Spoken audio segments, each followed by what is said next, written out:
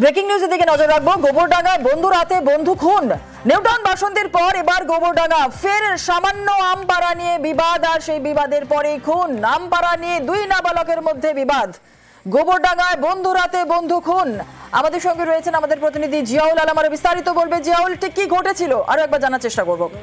দেখো, আমপাড়াকে কেন্দ্র করেই দুই নাবালকের গন্ডগোল, এবং তা থেকেই অর্থাৎ দুই বন্ধু, তাদের কিন্তু এক বন্ধু খুন হতে হলো। অর্থাৎ এক বন্ধু আরেক বন্ধুকে আছড়ে মারার অভিযোগ, ফলে আশঙ্কাজনক অবস্থায় হাবড়া হাসপাতাল, পরবর্তীকালে বারাসাত জেলা হাসপাতালে মৃত্যু হয়।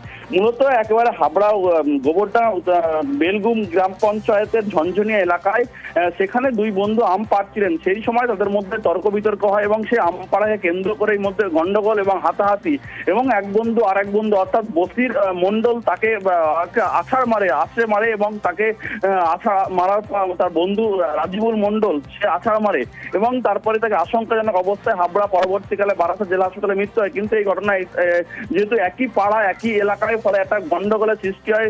এই মুহূর্তে কিন্তু গোবরডাঙ্গা থানা পুলিশ, বিশাল পুলিশ বাহিনী সেখানে রয়েছেন। ফলে যেভাবে আমপাড়াকে কেন্দ্র করে বন্ধুর হাতে বন্ধু খুন হলো, ইতিমধ্যে কিন্তু একটা চাঞ্চল্য সৃষ্টি হয়েছে গোবরডাঙ্গা ঝনঝনিয়া এলাকায়। বেশ, ধন্যবাদ।